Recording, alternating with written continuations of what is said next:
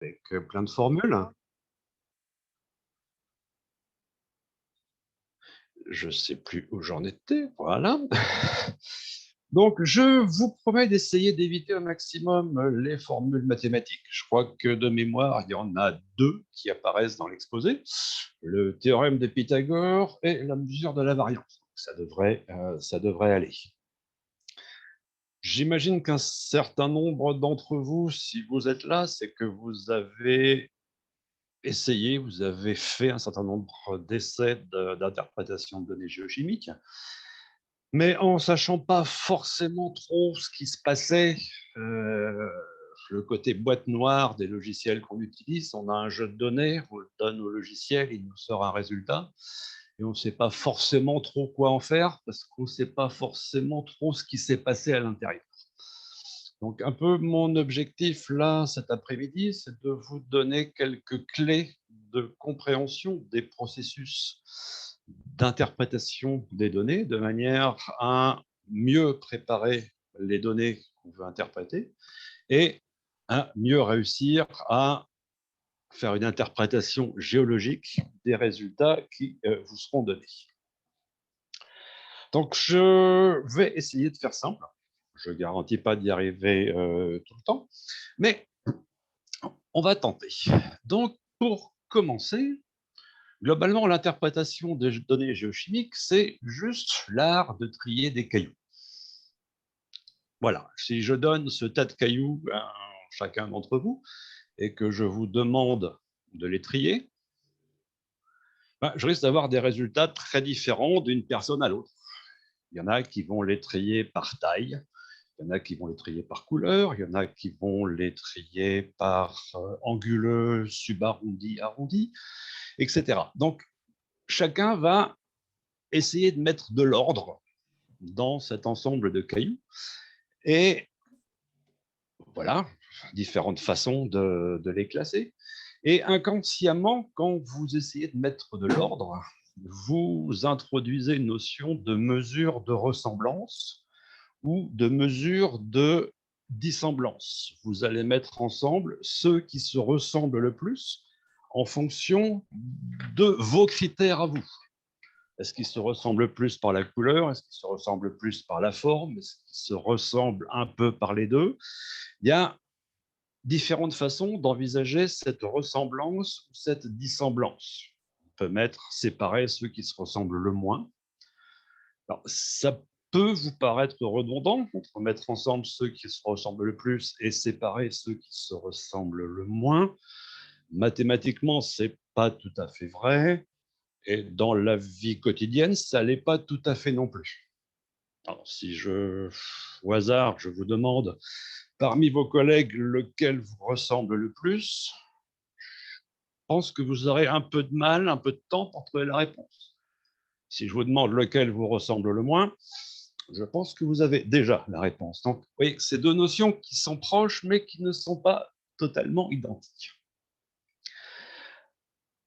Alors, avec nos cailloux, ils sont ronds, ils sont allongés, ils sont gris, ils sont orangés. C'est compliqué de mesurer une ressemblance. En géochimie, heureusement, on va remplacer les ronds, les allongés et autres par nos teneurs géochimiques. Donc la teneur en analyse pour un certain nombre d'éléments, une trentaine d'éléments si on fait de l'ICP, voire un peu plus dans certains cas. Donc cette distance, cette ressemblance, pour qu'elle soit mesurée correctement, il faut à minima que l'ensemble des mesures sur lesquelles on va travailler aient été acquises de manière tout à fait comparable. Donc là, je vais m'autoriser une petite parenthèse, parce que ça, c'est un des écueils qu'on a très souvent en interprétation des données. C'est que des échantillons, pour pouvoir être traités ensemble, il faut qu'ils aient été prélevés de la même façon, qu'ils aient des granulométries qui se ressemblent, que la mise en solution et l'analyse aient été faites de manière identique ou quasiment identique. Là, par exemple, vous voyez les teneurs en cuivre pour des échantillons en fonction des classes granulométriques. Donc, on voit très clairement que pour les classes granulométriques intermédiaires, autour de 225-250 microns, c'est là qu'on a les teneurs en cuivre les plus basses. Sur la fraction franchement grossière et sur la fraction franchement fine, on a des teneurs qui sont nettement plus élevées. Vos échantillons, prenons un échantillon de sol ou un échantillon de sédiment, peu importe, quand vous le prélevez, vous n'avez globalement aucune idée de la proportion de fines, d'ultra fines ou de grossières qui se trouvent dans votre échantillon. Et naturellement, d'un échantillon à l'autre, il y aura des variations qui vont induire des variations dans les teneurs. L'idéal, quand on fait de la géochimie, notamment en sol ou stream, c'est de tamiser les échantillons de manière à les ramener tous à une classe granulométrique à peu près équivalente, de manière à éviter ce genre d'effet où on va croire que certains échantillons sont riches en cuivre, d'autres sont pauvres en cuivre, alors qu'on a simplement des échantillons qui sont riches en fractions très fines et d'autres qui sont riches en fractions intermédiaires. Donc, c'est valable pour le cuivre, comme sur cet exemple-là, c'est valable pour l'or, pas sur les mêmes fractions, puisque l'or est plutôt enrichi sur la fraction 63-125 microns et appauvri sur la fraction la plus fine, inférieure à 63 microns.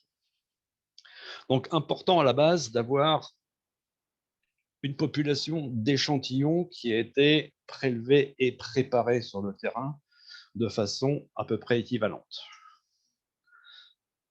Là, c'est un exemple réel, encore une fois. Ça, c'était au Burkina, où des échantillons de sédiments ont été préparés par 2 labos différents, mais normalement avec les mêmes protocoles de préparation, c'est-à-dire c'était séchage et tamisage sous 63 microns.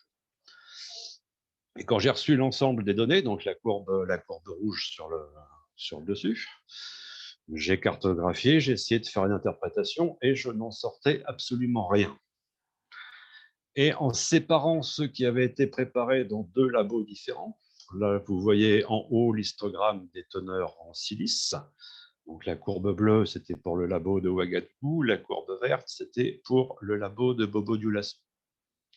Même chose en bas sur le barium. Vous voyez bien que les 2 courbes sont assez franchement différentes, simplement parce que à Bobo-Dioulasso, ils avaient oublié la consigne de tamiser à 63 microns, ils étaient habitués à tamiser à 125 microns, ce qu'ils ont fait. Et du coup, on se retrouve avec 2 lots d'échantillons qu'on ne peut pas traiter simultanément. Autre aspect, on va rester au Burkina, ça c'était la synthèse géochimique stream sur toute une partie centre-ouest du Burkina. Et la plupart des échantillons, donc tous ceux qui sont sur la partie est et nord-est, ont été analysés au laboratoire après une attaque triacide, donc une mise en solution triacide. Une partie des échantillons, ceux de la feuille de Houndé, ont été analysés par le labo Acme, situé en Italie à l'époque, et la mise en solution a été faite à l'eau régale. Quand vous essayez de tout mettre côte à côte, vous apercevez très vite qu'il y a un problème. C'est-à-dire que l'eau régale met très peu en solution. Là, c'est le zircon qui est représenté sur la carte. Et le zircon traîne à des teneurs qui sont globalement inférieures à 100 ppm, alors que sur le reste de la zone, on a des teneurs qui varient entre 100 et plus de 2000 ppm. Donc, on ne peut pas travailler avec des échantillons qui n'ont pas été prélevés de la même façon, qui n'ont pas été analysés de la même façon. Sinon, effectivement, à la fin, on n'arrivera pas à faire quoi que ce soit avec. Voilà, c'était la fin de la parenthèse. On va revenir à cette notion de mesure de ressemblance, dissemblance, qui est en fait une mesure de distance. La mesure de distance, on la connaît, le théorème de Pythagore, hein, x2 moins x1 au carré plus y2 moins y1 au carré, qui vous donne le carré de la distance. Ça, c'est Pythagore classique. Donc, un premier exemple de dépenses quotidiennes. Voilà, un monsieur A, un monsieur B. Il y en a un qui a acheté sa maison à 150 000 $, l'autre qui l'a acheté à 150 100 $, juste 100 $ de plus pour la maison, et qui, pour ses dépenses, leurs dépenses en timbre pour envoyer du courrier ou autre, un a dépensé 150, l'autre a dépensé 250. Intuitivement, la plus grosse différence entre monsieur A et monsieur B, c'est la dépense en timbre. 100 € ou 100 $ de plus sur une maison à 150 000, ça compte très peu, alors que presque doubler les dépenses en timbre est quelque chose de bien différent.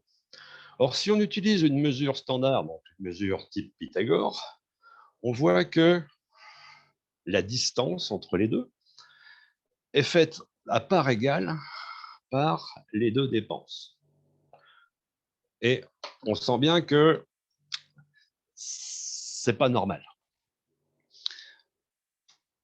Donc, pour régler ce problème, se dire que voilà, un écart de 100 € sur les dépenses en timbre, en fait, est plus significatif qu'un écart de 100 € sur l'achat d'une maison, on va essayer de changer la façon de mesurer les distances. Alors, d'un point de vue mathématique, des mesures de distance, il en existe un nombre très très grand, donc je ne vais pas insister là-dessus. Juste insister sur le fait que tout va résider dans ce qu'on appelle la variance. Donc vous avez la formule ici, donc qui sera ma deuxième et dernière formule de cet après-midi.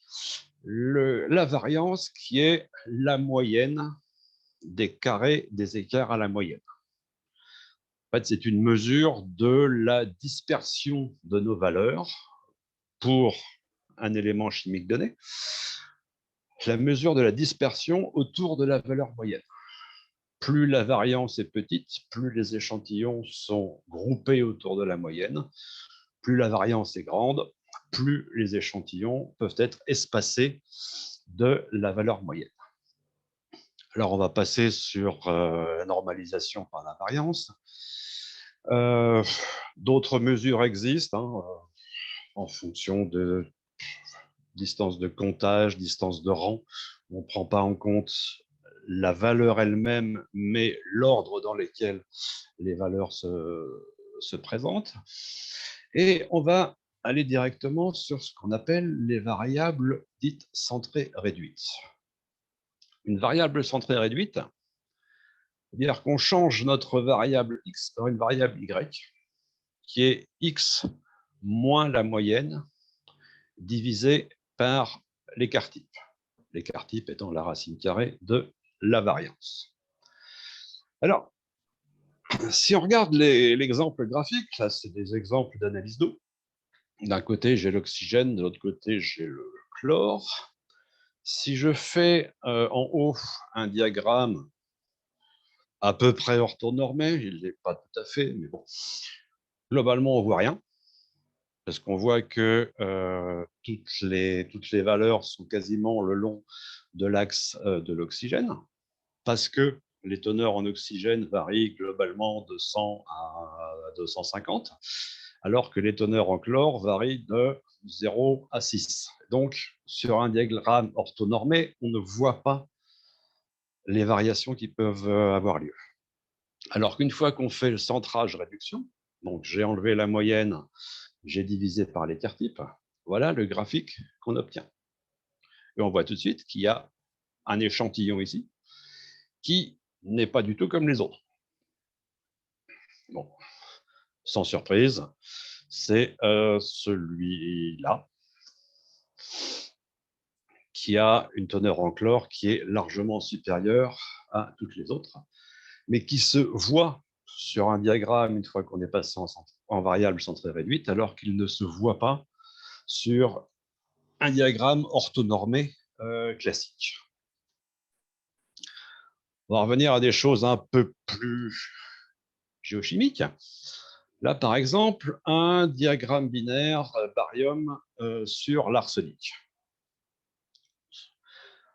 Le diagramme du haut, on ne voit rien, qui se veut être aussi à peu près orthonormé, mais pas tout à fait. puisque la variation des teneurs en barium, globalement, elle va de 0 à 1300, alors que les teneurs en arsenic, dans ce cas-là, varient entre 0 et globalement 10. Alors, le diagramme du bas, c'est le même, mais j'ai amplifié l'échelle en arsenic.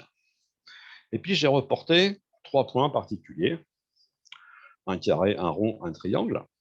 Et si je mesure la distance, au sens Pythagore de la distance, on voit que la distance entre le carré et le triangle est de 2, puisqu'ils ont la même teneur en barium et un écart de 2 en arsenic.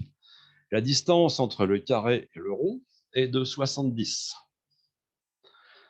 Conclusion, le rond et le carré sont éloignés en termes de mesure de distance, et le triangle, lui, est très proche du carré. Alors que, intuitivement, qu'on soit passé de 550 à 600 ppm de barium, globalement, ça ne change pas grand-chose, alors qu'en arsenic, même si les teneurs sont basses, on a doublé la teneur, ce qui, intuitivement, signifie que les choses ont plus changé côté arsenic qu'elles n'ont changé côté barium. On voit bien, là encore, que cette distance pythagoricienne ne fonctionne pas. Dans la carte du bas, après centrage-réduction de nos variables barium et arsenic, on obtient un diagramme qui ressemble à peu près, sauf que la distance entre le carré et le triangle reste de 2, mais la distance entre le carré et le rond, donc cette distance-là entre le carré et le rond, est réduite à 0,4, c'est-à-dire qu'elle a diminué. Dans le premier cas, elle était à 70, maintenant, elle est à peine à 0,5. Donc, en passant par un centrage-réduction, ça permet une meilleure visualisation des distances qui nous intéressent. Il ne s'agit pas d'une distance kilométrique, il s'agit d'une ressemblance, en fait, d'une façon de mesurer une ressemblance entre différents échantillons.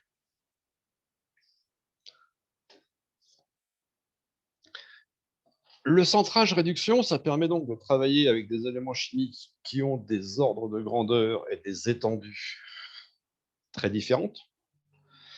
Alors, la silice, ça va varier de 20 à 85 ou 90%, alors que le cuivre va varier de 10 à 10 000 ppm.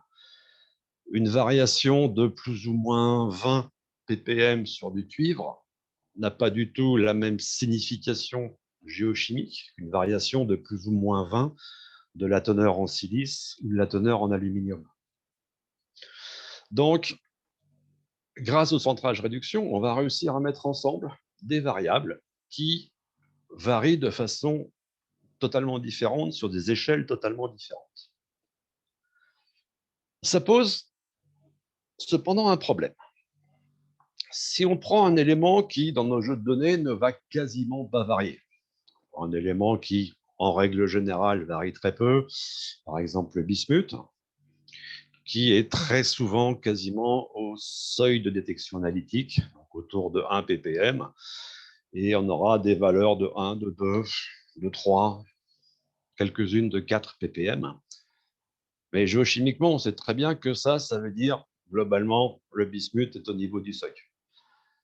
Si on utilise le bismuth avec les autres variables, qu'on fait un centrage et une réduction, ce bismuth qui va varier globalement autour du seuil analytique aura le même poids dans les calculs que le cuivre qui va varier de 10 à 10 000 ppm.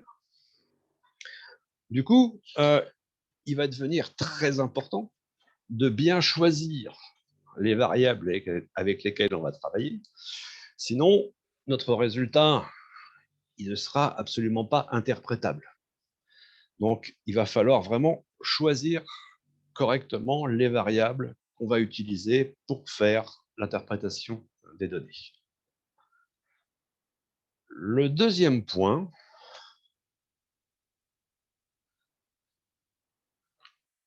alors on va d'abord rester sur les variables, excusez-moi. Là, on va sortir un peu du cadre strictement géochimique, un tableau de salariés avec leur sexe, leur taille, leur classification. Donc, IC, c'est ingénieur et cadre, les O, c'est les techniciens. On a leur salaire, on a leur ancienneté, on a leur diplôme. Si j'essaye statistiquement de comprendre la structure salariale de la société, je vais prendre notamment comme variable le niveau de classification. Est-ce que c'est un ingénieur débutant, un ingénieur senior, un expert? Est-ce que c'est un technicien débutant ou autre? Je vais prendre les salaires, je vais prendre l'ancienneté et je vais prendre le diplôme. On va essayer de voir si les salaires sont plutôt corrélés au diplôme ou plutôt corrélés à l'ancienneté. Il paraît évident que si je veux analyser la structure salariale de la société, la taille de l'individu ne va pas rentrer en ligne de compte. Ça paraît clair. Après, si je veux prouver que le DRH est un pervers et qu'il paye mieux les gens de petite taille que les gens de grande taille, là, je prendrai la taille. Mais la question n'est pas la même. Donc, en fonction de la question qu'on se pose, on ira choisir les variables qui permettront de répondre à la question. En aucun cas, jamais, on ne met les variables pour faire un traitement. En géochimie, est-ce que je cherche à interpréter les différentes lithologies présentes? Est-ce que je cherche à trouver quelles sont les signatures des différentes altérations hydrothermales qui sont présentes? Ou est-ce que je cherche à caractériser les minéralisations particulières de la zone? Et à chacune des questions, je vais sélectionner les variables qui seront les plus pertinentes pour répondre à la question. Donc, ça, c'est vraiment quelque chose d'hyper important. Donc, le choix des variables en fonction de la question que l'on essaye de résoudre. Et puis, il y a le choix des individus. Donc, ce qui nous concerne, les individus, ce sont les échantillons. Ah. Voilà. Là, c'est des analyses d'eau. Pourquoi pas? Et on voit bien qu'il y a un échantillon, celui qui est entouré en rouge, qui n'est pas du tout comme les autres. Les autres ont un pH neutre à acide. Lui, il a un pH franchement basique. Le EH, il est franchement négatif. Donc, on est sur un échantillon d'eau totalement réducteur alors que les autres sont en milieu oxydant. Et du coup, on se retrouve avec une teneur en fer qui est sans commune mesure avec les autres. Donc, cet échantillon-là, si je le mets dans mon lot de données pour faire l'interprétation des données, mon résultat, ça sera que j'ai un échantillon qui n'est pas comme les autres. Et ça ne nous aura pas fait avancer. Donc, il faut choisir les variables, mais il faut choisir aussi les échantillons. Les quelques échantillons qui sont complètement différents du reste, il vaut mieux les mettre de côté. On les interprétera à un moment donné, mais on ne va pas les interpréter avec tout le reste. Donc, pour faire ça, le premier boulot qu'il y a à faire, c'est l'examen de chacune des variables. Alors, il y a des logiciels de statistiques qui permettent de faire ce genre de tableau à peu près synthétique. Là, on a le nombre de valeurs, okay, on a le minimum, le maximum, la moyenne, etc., etc. Et on a notamment une ligne intéressante qui est le pourcentage de valeur minimum. On se rend compte, par exemple, que pour le germanium, on a 84% de nos valeurs qui sont au seuil de détection. Donc, cet élément-là, je ne pourrais pas l'utiliser pour travailler, pour faire une analyse globale de mes données, puisque j'en ai plus de 80% qui ont exactement la même valeur. Et puis, les 2 ou 3 qui ont quelques valeurs supérieures au seuil, ils auront le même poids que n'importe quel autre élément, comme le plomb ou comme le cuivre. Et du coup, ça va totalement fausser l'interprétation que je pourrais avoir. Un autre outil très pratique pour sélectionner et qualifier ces données, C'est ce qu'on appelle les box plots. En français, certains appellent ça des boîtes à moustaches, parce qu'il y a une boîte et puis des moustaches de chaque côté. C'est simplement une représentation par quartile. Donc, on a la médiane, donc la valeur pour laquelle 50% des échantillons ont une teneur inférieure, 50% une teneur supérieure. Le premier quartile, qui est la valeur pour laquelle 25% des échantillons ont une valeur inférieure. Et le troisième quartile, valeur pour laquelle 25% des échantillons ont une valeur supérieure.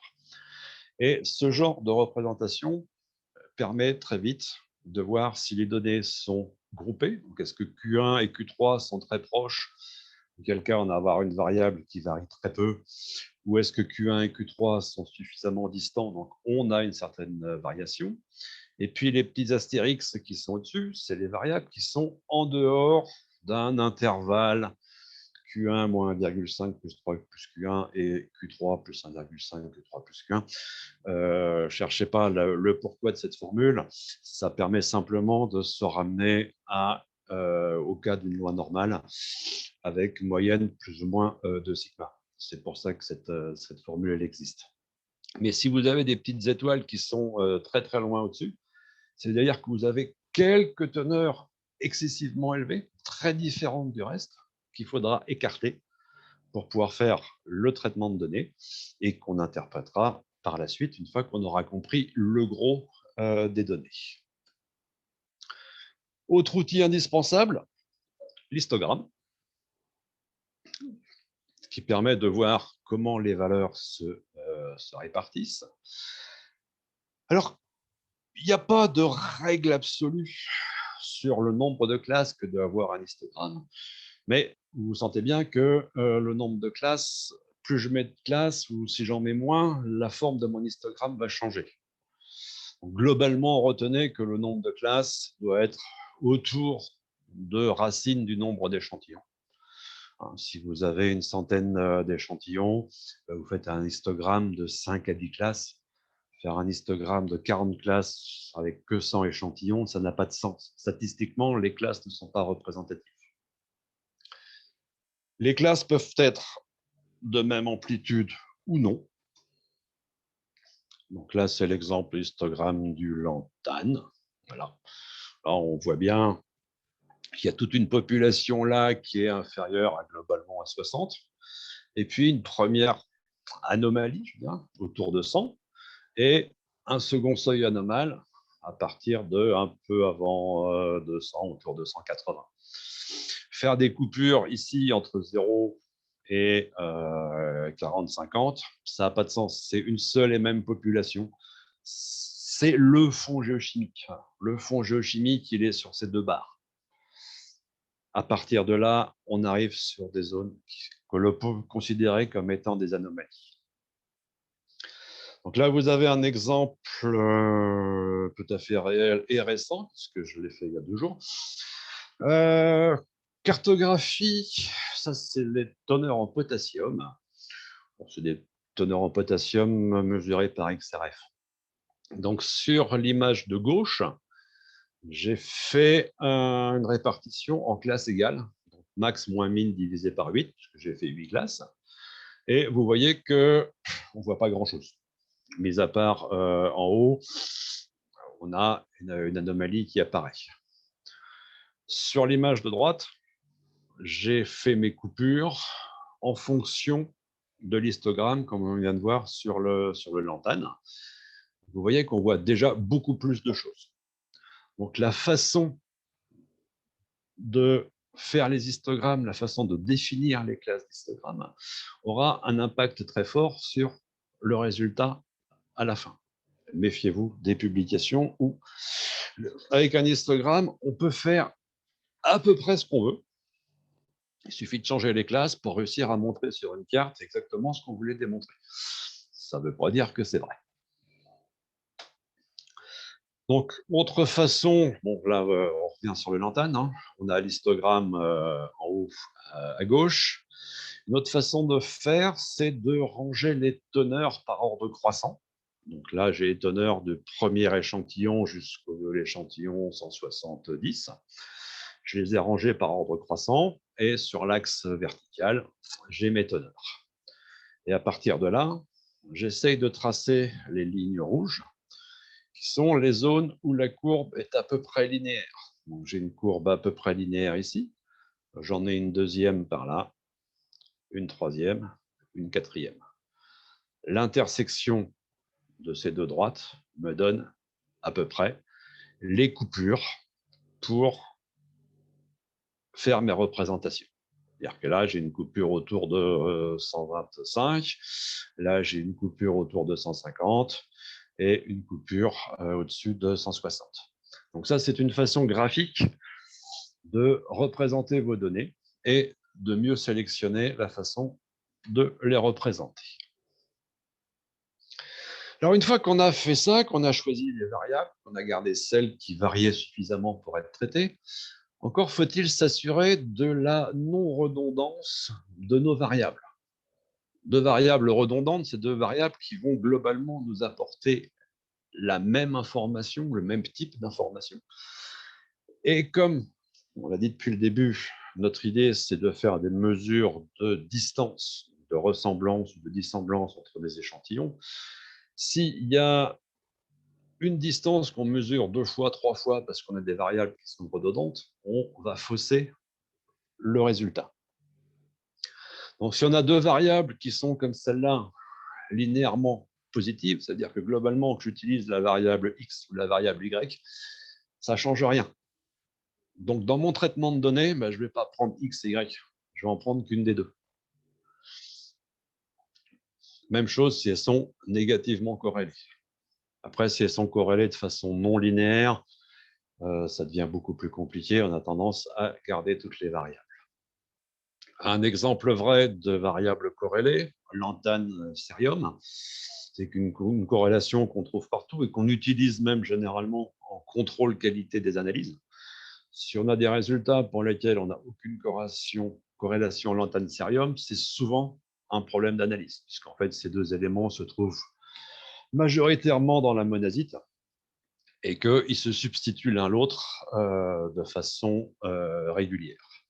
Même cas de figure pour aluminium, gallium, et pour potassium, rubidium, et pour hafnium, zircon.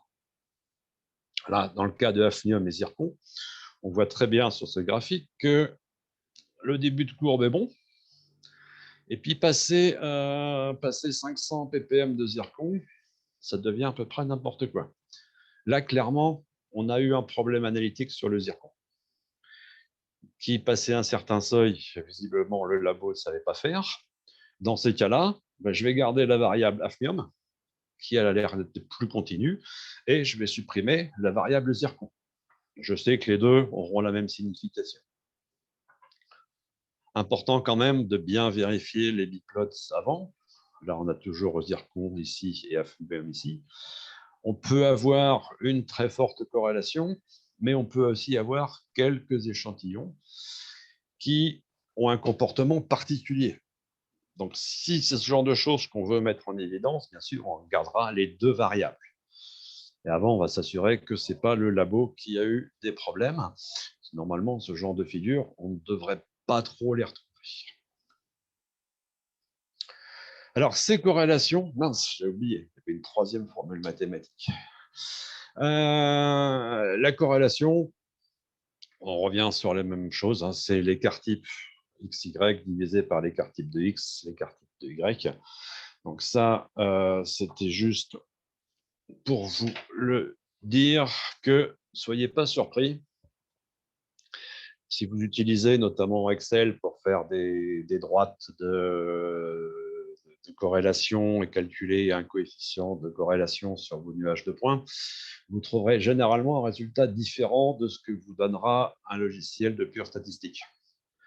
Parce qu'en fait, la corrélation, on mesure la distance de chaque point à la droite perpendiculairement à la droite, et que ce que vous donne Excel, c'est un coefficient de régression et non pas un coefficient de corrélation, puisqu'il mesure les distances uniquement selon l'axe des Y et non pas perpendiculairement à la droite. Ça, c'est juste une petite aparté. C'est pour ça que vous trouverez des différences entre deux logiciels.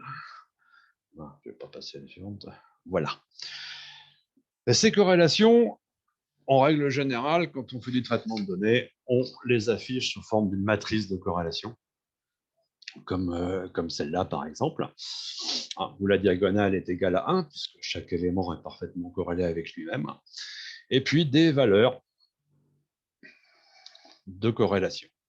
Alors, la plupart, pas tous, mais beaucoup de logiciels statistiques vous mettent en gras un certain nombre de valeurs de corrélation, de coefficients de corrélation. Attention, ça ne veut pas dire, notamment si je prends le cas de l'or et du calcium, le coefficient de 0,08, c'est quand même très loin de 1, il est en gras parce que statistiquement, on ne peut pas dire que les deux variables ne sont pas corrélées. Ça ne veut pas dire qu'elles sont corrélées, mais statistiquement, on ne peut pas dire qu'il n'y a pas de corrélation. Ça, c'est le langage un peu subtil des statisticiens.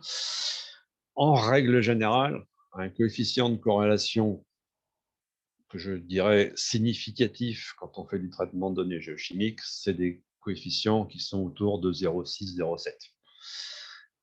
Et ces coefficients-là, il faut les vérifier systématiquement par des diagrammes binaires, voir est-ce que j'ai deux variables redondantes? Est-ce que j'ai juste un échantillon ou deux avec une teneur très très élevée pour les deux qui crée une fausse corrélation? Et dans ce cas-là, cet échantillon-là, il faudra le supprimer du traitement. Donc ça, c'est vraiment la partie préparation des données qui est fondamentale. Une fois qu'on en est là, on a écarté les variables qui ne variaient pas suffisamment, on a écarté les échantillons qui avaient des teneurs, pas dire aberrantes, mais des teneurs complètement différentes du reste. Et à partir de ce moment-là, on a un jeu de données qui commence à être propre. On a formulé la question à laquelle on voulait répondre. Est-ce que je veux faire une interprétation lithologique? Est-ce que je veux faire une interprétation pour comprendre la minéralisation?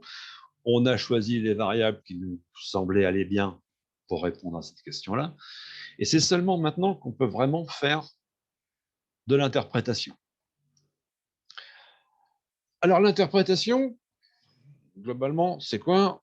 Quand je dis la tête dans les nuages, c'est qu'on se retrouve quand même avec un nuage de points, quelques centaines, quelques milliers d'échantillons pour lesquels on a 30 à 40 éléments chimiques. Donc, on a un nuage de points dans un espace à 40 dimensions. C'est très difficile à représenter. Et le but de l'interprétation des données, ça va être de simplifier tout ça, l'histoire d'y comprendre un peu quelque chose d'un point de vue géologique ou géochimique.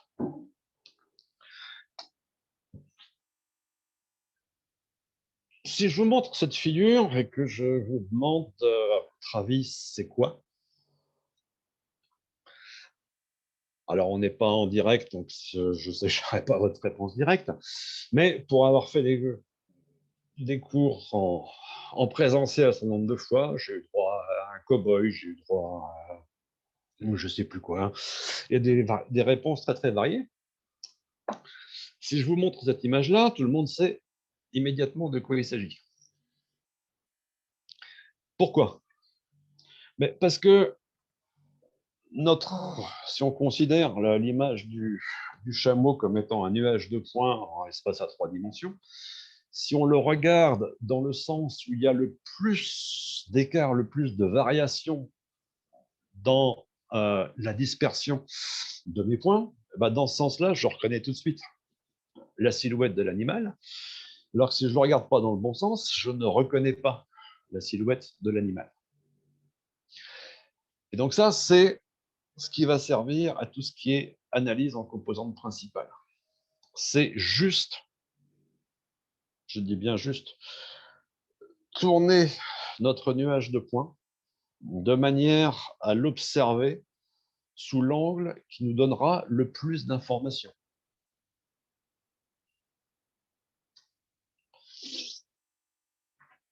Donc, on revient toujours à notre problème de mesure de distance. Donc ça, je n'y reviendrai pas. En analyse en composantes principales, on travaille forcément avec des variables centrées réduites.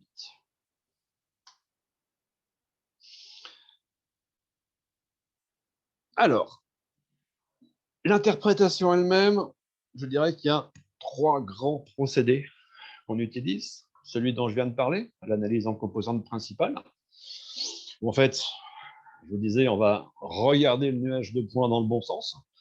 En fait, pour faire ça, on va juste combiner de manière linéaire nos variables pour créer une nouvelle variable qui nous donnera la vision la plus claire, la plus compréhensible de notre nuage de points. La deuxième méthode qui sont les méthodes de classification, les plus courantes étant la classification ascendante hiérarchique. Et là, on garde toutes nos variables, mais on va regrouper nos échantillons en fonction de leur ressemblance et on va les séparer en fonction de leur dissemblance. Là, on revient sur notre tas de cailloux initial. Et puis, une troisième approche qui est l'analyse factorielle discriminante, qui est la seule qui permette de travailler avec une variable de type codé. Par exemple, j'ai des échantillons avec un code lithologique, j'ai des analyses chimiques, et si je veux répondre à la question « Qu'est-ce qui chimiquement différencie mon granit, mon basalte et mes schistes ?» cette technique d'analyse factorielle discriminante devrait permettre, en toute logique, d'y répondre. Alors, l'ACH, on vient de le dire, en fait, on mesure toutes les distances 2 à 2 pour tous nos échantillons. Et puis, on regroupe ceux qui se ressemblent le plus et on sépare les groupes qui se ressemblent le moins. Alors, on ne va pas rentrer dans le détail. Il y a plusieurs façons de faire. Soit on essaye d'optimiser chacun des groupes, donc faire en sorte qu'il y ait très peu de variations au sein des groupes. Soit on essaye de faire en sorte qu'il y ait la plus grande distance possible entre 2 groupes. C'est des algorithmes qui sont différents, mais peu importe, le résultat est globalement le même. À la fin, on obtient un arbre de classification, qu'on appelle un dendrogramme. Et sur l'axe vertical, c'est la dissimilarité. Donc on voit bien que globalement, on a 2 grandes familles, celle à gauche et celle à droite. Et au sein de chacune de ces grandes familles, on peut faire des sous-classes. Donc là, on a la petite classe des verts, qui est assez homogène. On a la classe des roses. Et puis par la deuxième grande famille, on a la classe des marrons, la classe des bleus et la classe des gris. Et l'avantage de cette approche hiérarchique, c'est qu'on peut faire varier la coupure. Là, on est coupure à 1, 2, 3, 4, 5 classes. Mais c'est des fois intéressant de remonter, de voir juste à 2 classes. Quels sont les 2 grands ensembles lithogéochimiques que j'ai? Bon, ok, il y en a un, celui-là, c'est toutes mes latérites, ça ne m'intéresse pas, on le laisse de côté. Et on va travailler que sur l'autre famille, dans laquelle on pourra peut-être avoir plus de détails. Et donc, à partir de cet arbre de classification, tout ce qu'on obtient, c'est en fait ce genre de tableau où on a le barycentre, donc la teneur moyenne pour chaque classe, pour tous les éléments qu'on a choisis. Donc là, on voit bien, par exemple, que la classe 3 est légèrement enrichie en potassium par rapport à toutes les autres. La classe 4 et 5, elle est enrichie en fer, mais aussi en manganèse, alors que les classes 1 et 2 sont enrichies en zircon, et potentiellement, oui, en zircon essentiellement. Et c'est à partir de là, si on a mis les bonnes variables et que nos classes sont cohérentes, qu'on va pouvoir commencer à faire de l'interprétation en termes géologiques. Pourquoi est-ce que j'ai un faciès qui est riche en potassium et pourquoi est-ce que j'ai un faciès qui est enrichi en fer, manganèse et cuivre? À partir des données de mes connaissances de terrain, il faut savoir dans quel contexte on est, dans quelle zone on est, La géochimie ne vous donnera pas directement, il n'y a pas un bouton qui vous dit ça c'est une diorite, ça c'est une quartzite et ça c'est un schiste. Ça, c'est pas possible. L'interprétation, elle se fait ensuite forcément en fonction du contexte géologique dans lequel on est et en fonction de la connaissance de ce contexte. Des fois, ça permet juste de se poser des questions. Tiens, j'ai toutes ces zones-là, je les ai cartographiées de la même façon. Or, visiblement, il y a une différence. Est-ce qu'il ne faudrait pas que je retourne sur le terrain? Ça peut être aussi un guide pour aller plus loin. Ça, c'était pour les CH. L'analyse en composantes principales, je vous l'ai dit, c'est notre chameau. L'idée, c'est de trouver l'axe sur lequel mon nuage de points est le plus compréhensible. C'est-à-dire, globalement, de calculer à partir de mes variables initiales, variable 1, variable 2, il y aura des variables, on va dire qu'il y en a 20 ou 30, mais je ne sais pas dessiner en 30 dimensions, je me contente de 2, et on va calculer une combinaison linéaire de la variable 1 et de la variable 2 pour calculer cet axe-là. En analyse en composante principale, on appelle ça un facteur qui me permet d'expliquer la plus grande dispersion de mes points. Puis après, il va calculer un deuxième facteur qui mathématiquement sera orthogonal au premier, donc on va se retrouver avec des variables totalement indépendantes, de manière à essayer d'interpréter nos données. Bon, ça, les coefficients, on va passer. L'analyse en composantes principales, en fait, n'est qu'une illustration de votre matrice de corrélation qu'on a vue tout à l'heure. Donc là, je vous ai mis qu'une demi-matrice, parce que les matrices sont symétriques. Là, j'ai fait mon analyse en composantes principales, facteur 1, facteur 2, facteur 3, etc., etc., etc. Ce qui me donne ici, c'est le pourcentage de la variance expliquée. C'est-à-dire que j'ai un facteur qui m'explique quasiment 50%, 41% de la dispersion de mes points. Et vous voyez que le deuxième facteur, il en explique à peine la moitié. On est descendu à 20%. Et si je regarde ce qui fait mon facteur, en fait, c'est la combinaison linéaire de quoi? Essentiellement de CA, MGNA et SO4. CA, MG, NA, SO4, trois variables qui étaient fortement corrélées.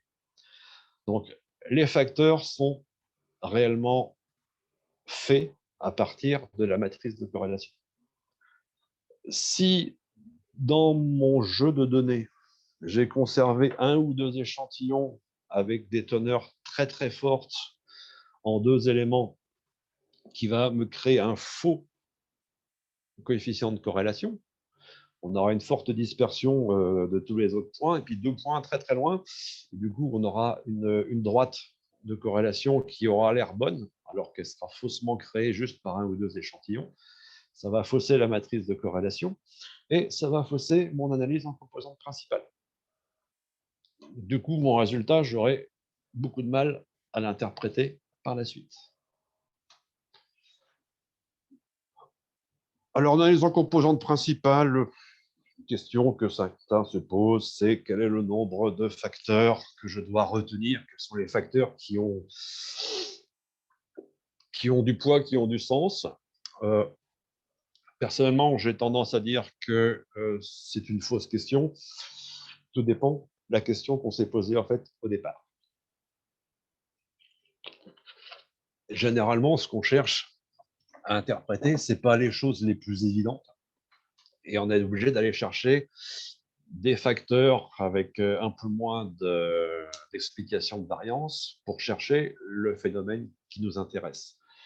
Pour être clair, si vous travaillez en milieu désertique, il n'y a pas de surprise, le premier facteur de l'analyse en composantes principales, c'est ce que j'appelle le facteur de dilution éolienne. C'est-à-dire que vous avez la silice d'un côté opposée, anticorrélée à tous les autres éléments chimiques. C'est-à-dire, c'est des échantillons qui sont plus ou moins sableux. Ce facteur-là, il nous apprend strictement rien en termes de géologique. Après, il va falloir chercher le facteur 2, le facteur 3, peut-être le facteur 4, pour répondre à la question qu'on s'est posée au départ. Alors après, effectivement, des facteurs avec une valeur propre trop faible, c'est généralement simplement lié à des irrégularités, à des petites erreurs d'analyse, etc. Et on ne peut pas travailler sur le 10e facteur. Donc voilà à quoi ressemble le résultat d'une analyse en composantes principales. Donc là, j'ai représenté deux facteurs, le facteur 2 en horizontal et le facteur 3 en vertical. Donc ça, c'est pareil, c'est des vraies données. Et je n'ai pas mis le facteur 1, puisque dans ce cas-là, c'était un facteur de dilution éolienne. Et ça me dit quoi? Ça me dit que d'un côté, j'ai sur le facteur 2 des éléments comme lantane, plomb, cuivre, nickel. De l'autre côté, j'ai pas grand-chose. Et sur le facteur 3, j'ai le phosphore d'un côté qui a l'air de s'opposer au chrome et au potassium. L'analyse, contrairement à la classification, on a des classes qui sont figées, l'analyse en correspondance principale a plutôt tendance à donner des tendances. En fait, on oppose des échantillons qui seront positifs sur l'axe-là à des échantillons qui seront négatifs sur cet axe-là. Même chose sur le facteur 2 ou sur le facteur 3 ou n'importe quel autre facteur. Il me semble que j'avais après... Non. Et sur ce même diagramme, on peut... Je pensais que j'avais ploté les échantillons dessus, mais apparemment, la diapo n'est pas là. Donc, les deux approches sont différentes, permettent une vision différente. Le gros intérêt de l'analyse en composantes principales, c'est qu'une fois que j'ai mes différents facteurs, que j'ai compris que le facteur 1, c'était un facteur éolien ou un facteur cuirasse latéritique, donc un élément qui ne m'intéresse pas pour ma question géologique, je mets de côté le facteur 1 et je peux très bien faire une CH en utilisant facteur 2, facteur 3, facteur 4. Donc, je reviens dans le cadre d'une CH et j'aurai une classification dans laquelle le poids du facteur 1 aura été totalement enlevé. C'est-à-dire que c'est une façon d'éliminer un paramètre, le paramètre éolien ou le paramètre latéritique. C'était le facteur 1, je ne prends pas le facteur 1. Et je fais une classification, une CH, sur facteur 2, facteur 3, facteur 4. Alors après, l'interprétation est un peu compliquée parce que pour chaque classe, vous aurez une composition en termes de facteur 1, de facteur 2, facteur 3, facteur 4. Mais statistiquement, une fois qu'on a les classes, on peut très bien recalculer facilement la moyenne pour chaque classe pour les teneurs des différents éléments qui sont présents. Donc, on retombe assez facilement sur nos pieds. Dernière petite catégorie de traitement de données, c'est l'analyse factorielle discriminante. Donc, comme je vous disais tout à l'heure, ça permet de comparer une valeur type un code avec des valeurs numériques type des teneurs. Donc, en géochimie, moi, je l'utilise assez régulièrement. Bon, l'utilisation la plus courante, c'est effectivement, j'ai un code lithologique et j'essaye de voir quelles sont les différences géochimiques entre mes différents codes lithologiques. Est-ce qu'il y a vraiment une signature différente pour chaque lithologie? C'est aussi une façon de visualiser de façon factorielle les résultats d'une classification ascendante hiérarchique. Donc, du coup, je ne pars plus d'un code lithologique, mais je pars d'un code de classification. Et on peut l'utiliser aussi en contrôle qualité. Si j'ai plusieurs échantillonneurs, par exemple, est-ce que j'arrive à avoir statistiquement une différence dans mes résultats en fonction de la personne qui a échantillonné? ou en fonction du laboratoire qui a fait les analyses. Donc, c'est une technique qui peut être très pratique. Alors, ça reste une technique, on va passer sur les détails, ça reste une technique factorielle. Simplement, on a un code a priori existant, donc on n'essaye pas de trouver le facteur, ici, ce facteur 1, là, on n'essaye pas de trouver le facteur qui va au mieux expliquer la dispersion de l'ensemble de des points, mais on va chercher un facteur qui va me permettre de discriminer au mieux mes différents codes.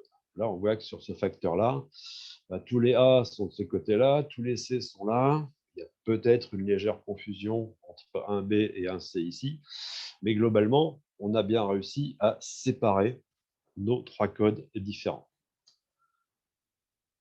Et principalement, le résultat que nous donne, qui est très pratique en analyse factorielle discriminante, c'est ce qu'on appelle la matrice de confusion. C'est-à-dire qu'ici, tous ceux qui étaient godés 1, en fonction des facteurs qu'il a calculés, il me les recode. Donc, sur mes 15 échantillons qui étaient codés 1, j'en ai 13 qui restent codés 1, et il y en a 2, il dit, bah non, ça c'est plutôt du 2. Et sur ceux qui étaient codés 2, j'en ai 10 sur 15 qui restent codés 2, et 5 sur 15 qui seraient a priori du 1. Et après, ça nous donne un taux d'erreur apparent. Donc là, on a 23% d'erreur, ce qui est tout à fait correct. C'est rare qu'on arrive à faire mieux sur des données géologiques et géochimiques. Donc voilà un peu les trois grands principes. Je le redis, qui fonctionnent parfaitement bien à partir du moment où on a proprement préparé ces données et qu'on a un peu compris cette notion de mesure de distance.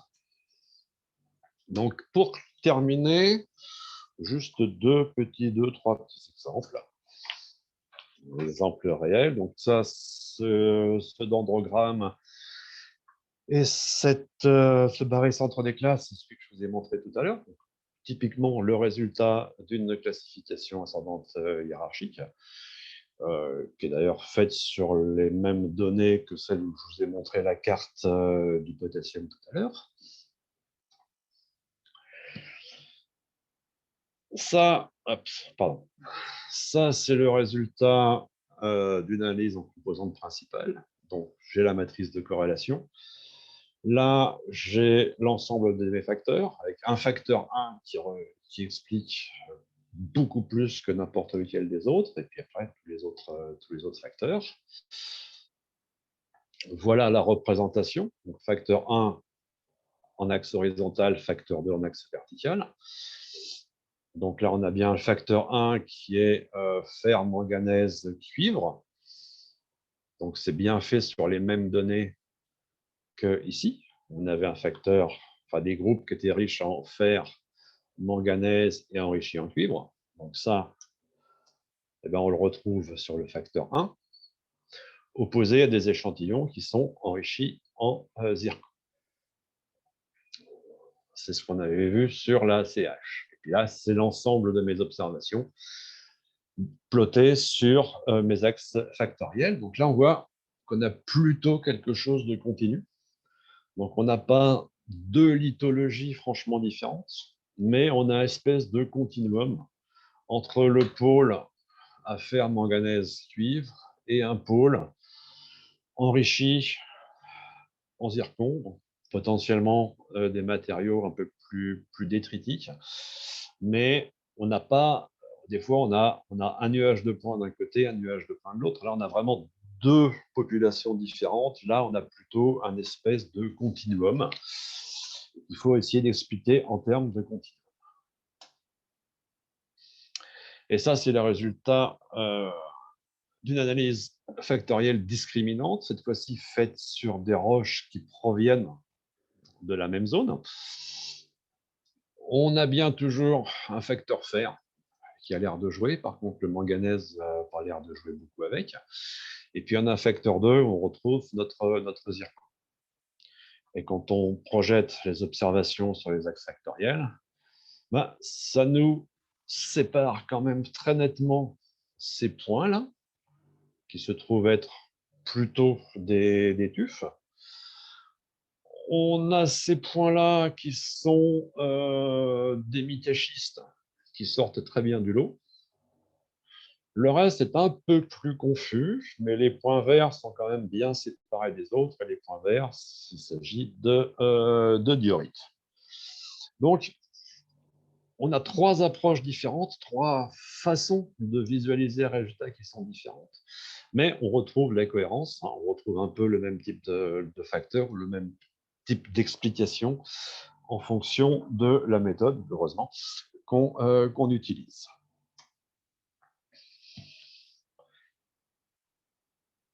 Et donc ça, voilà, c'est toujours nos mêmes données. En haut, c'est la matrice de confusion, donc celle issue d'analyse factorielle discriminante.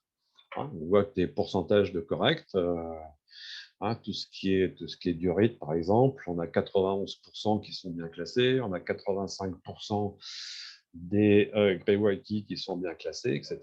Donc, on a un résultat qui est quand même globalement satisfaisant, avec une erreur totale qui est inférieure à 20%, puisqu'on a plus de 80% de correct. Et on retombe à peu près sur, là, c'est la même chose, avec les teneurs moyennes par lithologie. On voit qu'il y a certaines lithologies qui ont des teneurs très spécifiques, ce qui permet de faire une analyse discriminante correcte. Voilà à peu près, pour moi, ce que sont les bases de l'interprétation des données. L'interprétation, une fois qu'on en arrive à ce stade-là, l'interprétation devient purement géologique. Elle va être totalement contextuelle.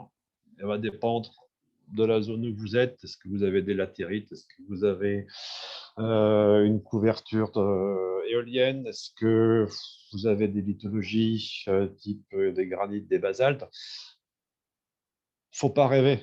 Avec de la géochimie, sol ou stream, je ne peux pas vous garantir qu'une des classes, c'est telle lithologie. Parce que chaque lithologie, sur des sols, si c'est de l'analyse roche encore, c'est faisable, mais sur des sols, sur des streams, c'est pas possible. Ça a subi tellement de transformations qu'on ne peut pas associer directement une classe lithogéochimique à une lithologie. Par contre, on peut dire, voilà, j'ai un groupe qui est nettement plus potassique et enrichi en barium, j'ai un groupe qui est nettement enrichi en zircon et titane, et j'ai un groupe qui est plutôt calcique avec un peu de magnésium. Ça ne donnera pas un nom lithologique, mais ça donnera des indications, que ce soit une CH, que ce soit une ACP. Donc, règle de base, prendre tout le temps qu'il faut pour préparer ces données, choisir ces variables, choisir ces échantillons. Ensuite, les choses généralement se passent plutôt bien. Il me semble que j'ai un peu dépassé mon temps de parole. Je vous remercie. Merci beaucoup pour votre présentation. Nous allons directement passer aux quelques questions qui sont restées dans le chat. Et pour le reste, vous pourriez, pour ceux qui ont d'autres questions, veuillez juste le signaler dans le chat. Comme ça, on pourra vous donner la parole. Lève la main là. Ouais, même lever la main. OK. Alors, la première question était la mienne, mais je vois que vous aviez déjà répondu là-dessus sur le fait que certains logiciels demandent de choisir le nombre de composantes lorsqu'ils veulent calculer, lorsqu'il faut calculer le ACP. Alors, c'était la question, quel était le nombre de composants idéal pour faire ces calculs-là? Je crois que j'avais... J'ai à peu près répondu. Oui, exactement. Mais j'avais également une autre question avant de passer aux autres. Alors, ouais, la question était par rapport à la redondance des éléments lorsqu'il faut les extirper. Par exemple, comme vous aviez dit, par exemple, barium et potassium, si je ne me trompe pas, qui donnent par exemple les mêmes corrélations, utiliser juste une des variables. Et si cette variable-là avait une autre forte corrélation avec un autre élément, mais pas le barium, comment vous le sauriez? C'est juste ça.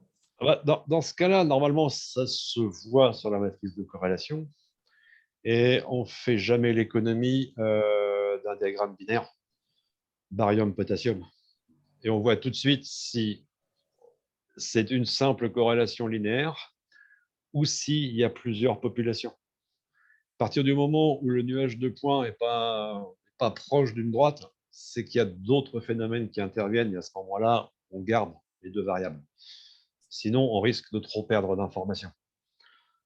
Mais normalement, dans la matrice de corrélation, ça doit se voir aussi. OK, merci beaucoup.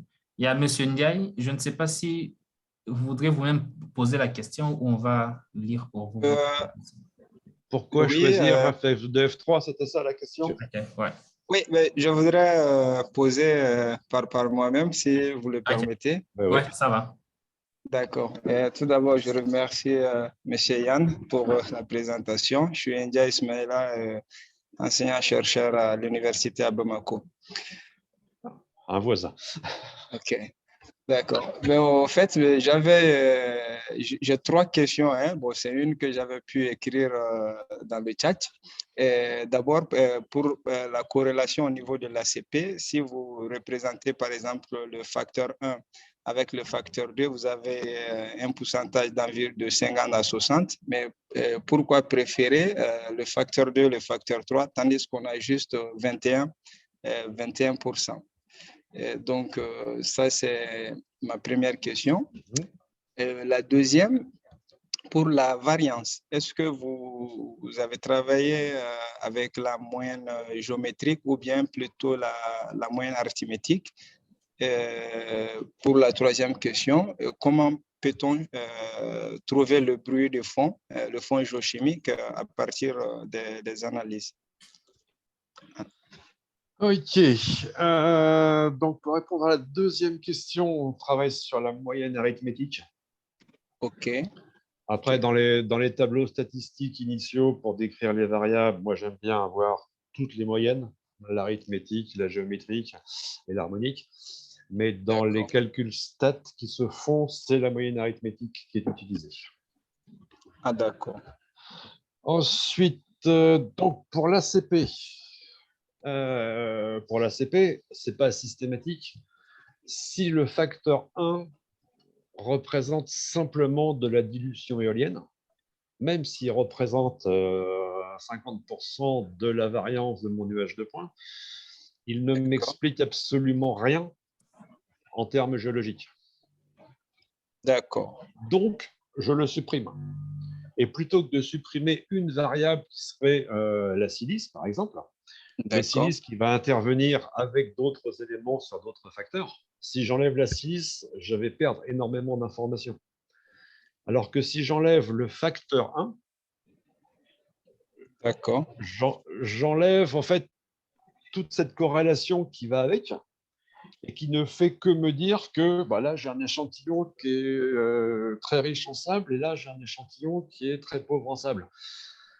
Donc, ça va juste caractériser le milieu dans lequel j'ai échantillonné, ce qui ne m'apporte pas réellement d'informations. D'accord. Donc, si je comprends bien, ce n'est pas systématiquement qu'on élimine le facteur 1. Non, non, pas du tout. Il faut déjà les d'accord. interpréter. Et une fois interprétés, des fois, c'est le facteur 2 qu'on va supprimer ou le facteur 3 parce qu'il représente un phénomène dont on n'a pas l'utilité. OK. Et la Merci beaucoup. troisième question, c'était le fond géochimique. OK. Ah, ça, c'est la question habituelle, je dirais. Faudrait que je revienne sur mon histogramme. Voilà.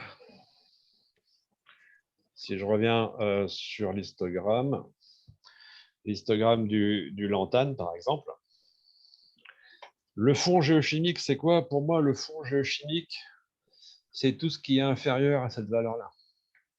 Donc, si je reprends le diagramme classé comme ça, en fait, il faudrait le détailler un peu plus, puisqu'il y a une première droite ici et une deuxième droite un peu par là. Mais globalement, tout ce qui est inférieur à 78, c'est le fond géochimique. Donc, ce n'est pas une valeur, c'est de 0 à 78, c'est le fond géochimique. La variation normale qu'on peut observer. Tout ce qui est au-dessus peut être considéré comme étant au-dessus du fond géochimique, donc quelque part quelque chose d'anormal, si on peut dire. D'accord. Et le fond géochimique, c'est pour ça que les histogrammes sont très utiles. C'est qu'on voit tout de suite, enfin, généralement, on voit assez bien ce qui appartient au background et puis ce sur quoi on va pouvoir travailler ensuite. D'accord. Donc, il n'y a pas de formule pour pouvoir trouver une valeur, non. Ah, d'accord. Non, après, vous pouvez, vous faites une coupure en fonction de l'histogramme et puis vous faites la moyenne de tous les échantillons qui sont inférieurs à cette coupure. Vous aurez une teneur moyenne du fond géochimique. Ah, d'accord, ok. Merci beaucoup. Ok. Je vous en prie. Merci beaucoup. Une deuxième question, c'est le patient qui demande quel est le logiciel que vous utilisez le plus pour le traitement de données. Ça dépend. Un logiciel que j'aime bien, c'est pas pour leur faire de la publicité, c'est ExcelStat. Donc, c'est un petit logiciel de stats qui intervient en fait en plus d'Excel, donc qui vient se greffer sur de Excel. Donc, il est facile d'utilisation parce que c'est le même genre de manipulation qu'Excel. Il est très bien à partir du moment où vous n'avez pas trop de données. La limitation ne vient pas de ExcelStat, la limitation vient de Excel. Dès que vous travaillez sur plus de 1000 ou 2000 échantillons, généralement, Excel vous lâche en plein milieu des calculs. Donc, pour des petits volumes d'échantillons, ExcelStat marche très bien. Vous avez tout ce qui est la suite R, qui est de l'open source, qui utilise exactement les mêmes algorithmes que ExcelStat. Donc, on obtient des résultats tout à fait similaires. On n'a pas de limitation au nombre d'échantillons. Et c'est de l'open source, donc ça ne coûte rien. ExcelStat est relativement peu cher et assez facile d'accès. En plus, il pratique des tarifs spécifiques pour l'éducation. Donc, pour les universités et autres, vous arrivez à avoir des tarifs préférentiels. Et puis sinon, vous avez tous les logiciels de stats du commerce, les stats graphiques, les Statistica et autres, qui sont d'une part généralement chers et d'autre part qui ne sont pas spécifiquement dédiés à nos métiers. L'avantage de la suite R ou de ExcelStat, c'est que vraiment les algorithmes sont ceux dont on a besoin en géochimie. Les autres font des stats surtout sur du marchage commercial ou je ne sais pas quoi. Et en fait, il y a trop d'options, on se noie dans les options et ça devient un peu compliqué à moins d'être vraiment un pur statisticien. OK. Merci beaucoup. Y a-t-il d'autres questions? Oui, Phil Smith. Vous pouvez unmute. Bonjour Yann. Bonjour. Je suis Phil Smith. Je voulais juste savoir, puisque je suis en train aussi de travailler sur beaucoup de données que j'ai récoltées et puis d'autres j'ai eu dans beaucoup de compagnies pour ma thèse de doctorat. Je voulais savoir, puisque là j'utilise MATLAB, là vous venez de dire que Excel n'est pas vraiment fiable. Alors, qu'en est-il de MATLAB, puisque je travaille souvent avec MATLAB? Alors, MATLAB, je ne le connais pas vraiment. OK. Donc là, je pourrais pas vous répondre. Je ne sais pas si je peux, même après, prendre tes comptes, te montrer un peu comment ça fonctionne, me dire si Oui, tout à fait. que je peux continuer à l'utiliser. Ouais. Aucun problème, ouais. OK, cool. Je Merci. pense Comme que ça. vous avez tous mon adresse email hein, Yeah. qui était affichée sur le PowerPoint, donc n'hésitez pas. OK. Y aurait-il une autre question? OK. Bon, en attendant d'avoir une autre question, en fait, je voudrais également savoir par rapport au contexte de normalisation, parfois utilisé pour les sols en essayant de normaliser les différents backgrounds. Si par exemple que vous avez différentes dispersions associées à différents régimes de sol résiduels, érosionnels, comment est-ce que généralement vous travaillez sur ce contexte, sur ce concept-là? Je sais pas si vous... Personnellement, je ne suis pas un fanatique de la normalisation. Parce que dès qu'on normalise, on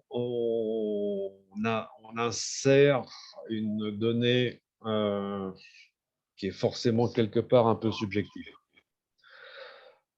Moi, je préfère largement travailler comme ce que je vous ai montré en analyse factorielle et autres, et en analyse discriminante, puisque là, à ce moment-là, si je sais que j'ai des sols qui sont de type érosionnel, des sols qui sont de type type accumulation et autres, à partir du moment où j'ai des codes, je sais les traiter en statistique. Et normaliser, c'est toujours quelque chose de compliqué. Donc le sol est quelque chose de compliqué. Il y a telle variabilité d'un échantillon à l'autre que quand j'étais au BRGM, j'ai beaucoup travaillé avec l'INRA, l'Institut national de recherche en agronomie, pour essayer justement de définir cette notion de fond géochimique en sol à l'échelle de la France. Et ça a été un casse-tête épouvantable. Déjà parce que les agronomes ne définissent pas un sol comme des géochimistes d'exploration. Donc on ne parle même pas le même langage. Et la normalisation, pour moi, elle l'appauvrit. Mais après, il faudrait voir exactement dans quel contexte et quelle question vous vous posez. À ce moment-là, on peut en discuter en dehors de cette session pour voir un peu. Parce que là, je ne vois pas exactement ce que vous voulez faire avec. Donc, Oui, par exemple, lorsqu'il faut trouver le fond géochimique d'un terrain où il y a plusieurs régimes, parfois vous avez beaucoup des effets pépites dans certains types de sols, comme les sols alluvionnaires, et d'où ça obstrue la dispersion qui est parfois faible dans les sols résiduels, alors que on peut risquer de mettre des anomalies, ce qui pourrait être des anomalies dans le fond géochimique, vu que notre dispersion en sol alluvionnaire a de fortes valeurs. C'était dans ça, en fait, que... ouais. Mais là, on revient un peu sur le problème que j'évoquais tout au début, et qui est effectivement de l'hétérogénéité des sols, notamment une hétérogénéité dans la fraction granulométrique. Vos sols résiduels et vos sols alluvionnaires n'auront pas la même répartition granulométrique. Et ça devient très compliqué à comparer. J'avais travaillé en France sur le Massif central, où on essayait effectivement de mettre en place une méthodologie pour mieux caractériser les sols et les fonds géochimiques dans des sols naturels. Et on échantillonnait notamment des sols vraiment en surface, des sols à 10 cm de profondeur et des sols un petit peu plus profonds. Et la première chose qui a été mise en évidence, c'était une anomalie, alors c'était en plomb et en cuivre, me semble-t-il, sur les sols superficiels. Et la première réaction des gens, c'est de dire il doit y avoir des intrants agricoles qui amènent des pollutions en métaux sur les sols superficiels. Et en fait, l'analyse granulométrique a montré simplement que le sol superficiel est enrichi en fractions fines, donc en argile sur lesquelles les métaux ont plus facilement tendance à s'absorber. Donc, la notion de fond géochimique, elle va être complètement dépendante de la composition granulométrique du sol. C'est pour ça que la notion même de fond géochimique est très, très compliquée à manipuler, parce qu'il y a trop de paramètres qui jouent. Il faudrait comparer le fond géochimique des différents sols sur des fractions granulométriques équivalentes, ou introduire dans les statistiques des paramètres granulométriques qui permettraient de compenser. Mais si on travaille que sur des analyses chimiques, on masque le côté granulométrique qui, à mon avis, est celui qui a le plus d'importance. Juste, bon, comme il n'y a pas encore de questions, le côté granulométrique n'est pas influencé par le traitement lorsqu'on va broyer la roche avant le traitement et prendre la fraction 63 Non, le problème, c'est l'absorption naturelle des métaux sur les minéraux. Une fois que votre échantillon est prélevé, vous pouvez le broyer, le pulvériser. Ça ne va plus changer quoi que ce soit. Mais de façon naturelle, un sol qui va être riche en kaolinite, en spectite ou en montmorillonite, déjà, chacune des argiles a des taux d'absorption des métaux qui sont complètement différents. Et un sol qui va être pauvre en argile, qui va très peu absorber quoi que ce soit.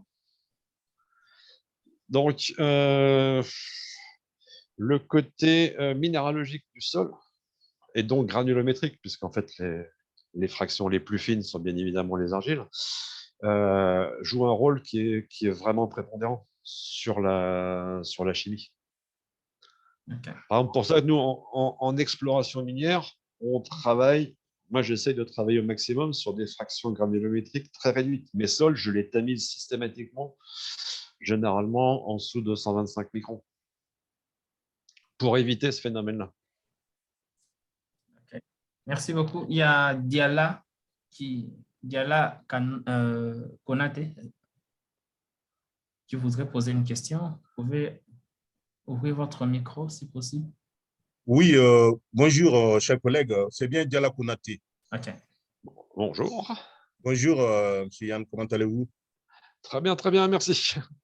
Et bon, je pense qu'il y a une petite confusion, à mon avis, sur le timing. Quand ils ont dit GMT plus 1, bon, nous avons, moi, 14 heures que j'avais lu seulement et on a pris pratiquement le débat en vol, mais j'ai suivi, coïncidé vers la fin. Nonobstant cela, j'ai une question qui me taraude un peu l'esprit, c'est ce que j'ai voulu signifier dans le texte. Souvent, on entend que la géostatistique serait plutôt mieux indiquée pour certains types de minéralisation, telle que la minéralisation aurifère, qui est un peu erratique parce que d'un point à un autre, on a une variabilité qui peut vraiment être mind-blowing. Est-ce que c'est... Ma question, c'est par rapport à ces deux types de minéralisation. J'ai pris l'exemple de l'or, et avec la variabilité qu'on peut connaître des jugements aurifères, et comparé à un jugement de charbon, comme le type de cime de Pittsburgh qui va sur des centaines de kilomètres avec la même puissance connue. Est-ce qu'on peut utiliser la statistique basée sur l'indépendance des éléments qu'on va collecter comme échantillon géochimique et la même chose qu'on pourra utiliser quand on est en face pour la découverte d'un jugement aurifère? C'est ça ma question. Alors, on est sur deux domaines totalement différents. En statistique classique dont j'ai parlé aujourd'hui, on ne fait que corréler les teneurs entre elles pour les différents échantillons. On ne s'occupe absolument pas de leur répartition spatiale. En géostatistique, on s'occupe essentiellement de la répartition spatiale. C'est-à-dire que connaissant la teneur en un point à tel endroit, dans quelle mesure je peux prédire la teneur à 10 mètres à l'est, 10 mètres au nord, 10 mètres à l'ouest. Donc, sur des éléments comme l'or qui ont effectivement un côté effet de pépite, c'est-à-dire qu'il y a des variations à très courte distance sur les teneurs, la modélisation géostatistique apporte énormément, mais essentiellement quand on est au stade d'estimation des ressources. Ce qu'on a besoin de savoir, la géostatistique donne en plus un calcul d'erreur. Si je connais la teneur en tel point, je peux prédire qu'à tel autre point, la teneur est de temps plus ou moins X%. Donc, on a une mesure d'erreur, ce qui est indispensable en estimation des ressources. C'est vrai que sur un teneur, sur un dégisement plutôt stratiforme, que ce soit du phosphate, que ce soit du charbon ou du calcaire, si vous voulez, ce problème de corrélation spatiale ne se pose pas, ou se pose beaucoup moins. Par contre, là où la géostatistique a tout son sens, c'est dans la représentation cartographique qu'on peut faire, par exemple, d'une campagne de géochimie sol.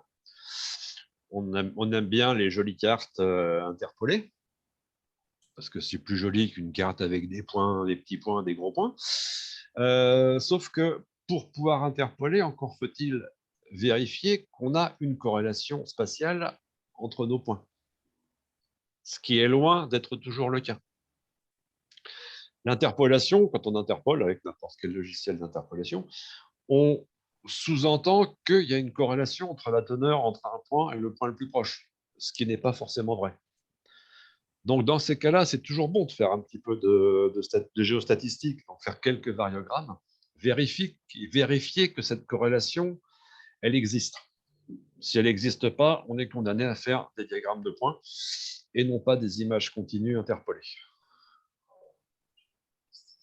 OK, merci. On va prendre la dernière question de M. Ndiaye, je pense. La dernière, qui demande est-ce que la prospection pédogéochimique peut être efficace dans la recherche de lithium? Oui. À ma connaissance, oui, on arrive à mettre en évidence des belles anomalies lithium en géochimie sol. Donc, dans des zones pegmatitiques généralement. Mais oui, le lithium ressort bien en géochimie sol. OK. Merci beaucoup. Nous vous remercions. Nous remercions également une fois de plus M. Yann Nittard d'avoir accepté de donner de son temps pour discuter et partager de l'interprétation de géochimie. Nous vous rappelons que vous pourriez également voir par la suite la vidéo sur notre chaîne YouTube pour ceux qui sont arrivés en retard. Le lien est dans le chat. Nous vous remercions à tous et restez connectés dans nos différentes plateformes pour la prochaine présentation. Merci. Eh ben, merci à tout le monde et j'espère à un de ces jours. Avec plaisir.